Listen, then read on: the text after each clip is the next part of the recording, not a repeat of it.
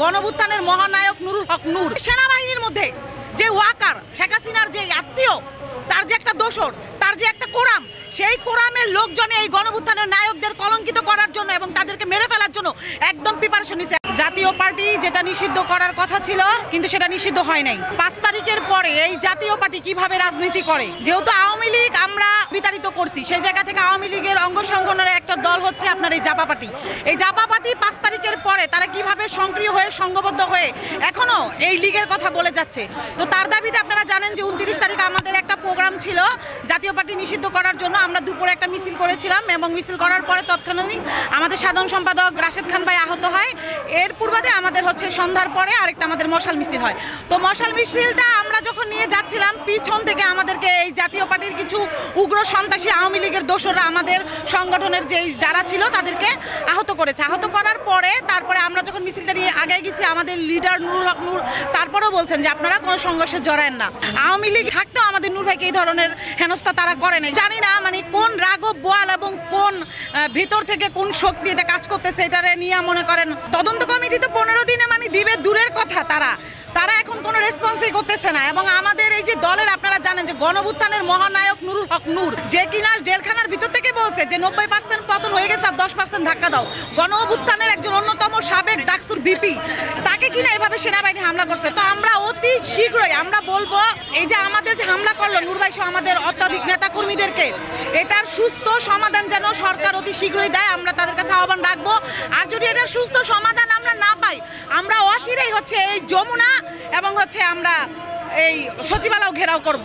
আওয়ামী লীগ এখন ঝটিকা মিছিল করতেছে, তারা বিভিন্ন জায়গায় দেখতেছে যে গণঅভ্যুত্থানের যারা নায়ক ছিল, মহানায়ক ছিল, যারা রাজপথে সক্রিয় হয়ে এই গণঅভ্যুত্থানকে সক্রিয় করে যারা নিয়ে গেছে, তাদেরকে দমানোর জন্য এই যে যারা যেখানে হামলা হইতেছে যাদের গণঅভ্যুত্থানের নায়কদের উপরে, তাদের কোনো পদক্ষেপ নাই এবং তারা এটা সুযোগ করে দিতেছে। তারা সুযোগ করে দেওয়ার ফলে এই ঝটিকা মিছিলগুলো বের হচ্ছে। আপনি আজকেও দেখছেন যে গুলিস্তানে কিন্তু একটা আপনার আওয়ামী লীগের একটা ঝটিকা মিছিল বের হয়েছে। তারা সাহস পেতেছে, এই সাহসগুলো বর্তমান এই সরকার দিচ্ছে, এই প্রশাসন দিচ্ছে। আমি মনে করি তারা যদি শক্ত একটা অবস্থানে থাকতো, তারা গণঅভ্যুত্থানের যেই হোক যাকে হেনস্থা করে, তারা যদি সাথে সাথে সেটার যদি একটা উদ্যোগ নিত, তাহলে কিন্তু আর এই আওয়ামী লীগ ফিরে আসার কোনো চেষ্টাই ছিল না। এবং এই জাপা পার্টি এত শক্তিশালী কেন, একে চালায় কারা, এদেরকে কেন এখনো গ্রেফতার করতে পারতেছে না? এই যে প্রকাশ্য ভিডিও, মাইরের ভিডিও, আপনার ফেস সহ আপনার নাম সহ, তারা তদন্ত করতে কি এতক্ষণ লাগে? তদন্ত করাতে একটা অল্প কিছু দিনের, সে জায়গায় আমাদের আজকে 17, 18 দিন, 19 দিন হয়ে গেছে, আজকে 19 দিন রানিং চলতেছে, সেই জায়গার মধ্যে সরকারের কোনো পদক্ষেপ নাই। তো তারা যদি পদক্ষেপ না নেয়, তারা যদি দেশে যদি বিশৃঙ্খলা সৃষ্টি করতে চায়, তাহলে আমরাও করব। আমরা তো এতদিন ধৈর্য ধরতেছি আমাদের কাছ থেকে। এই যে আমাদের এক ভাই দেখেন আহত হয়েছিল, তার নাকের মধ্যে আপনার এমন সজোরে তাকে বাড়ি দিয়েছিল, তার নাকের হাড্ডি পর্যন্ত ফাইটে গেছে। আমি জানি সাথে আমিও আহত হয়েছি। এখন আমরা তো নারী মানুষ, এগুলো বলতে পারবো না। তো যাই হোক, আমরা সরকারের কাছে একটা আবেদন করবো অতি শীঘ্রই যেন একটা তদন্ত কমিটি গঠন করে যারা এই ধরনের মারামারি করছে তাদেরকে যেন একটা বিচারের আওতায় নিয়ে আসে। অন্তর্বর্তী সরকার ফুল প্রিপারেশনে নামছে কিনা সেটা আমি জানি না, কিন্তু তাদের কর্মকাণ্ডে বোঝা যাচ্ছে যে তারা প্রতিটা জায়গায় গণঅভ্যুত্থানের যারা একেবারে হোল্ড ছিল একদম সামনের কাতারে, তাদেরকে দেখে দেখে চিহ্নিত করে তাদেরকে মনে করেন হেনস্থা করতেছে। যেমন মাহফুজ, যেমন দেখলেন আপনি লন্ডন গেছে, সেখানে ডিম ছুটছে। এখানে কিছুদিন আগে গণঅভ্যুত্থানের আরো কয়েকজনকে হেনস্থা করা হয়েছে। নাহিদ যিনি জগন্নাথে গেল, তাকেও হেনস্থা করা হয়েছে। আমাদের নূর ভাই, তাকেও মারা হয়েছে।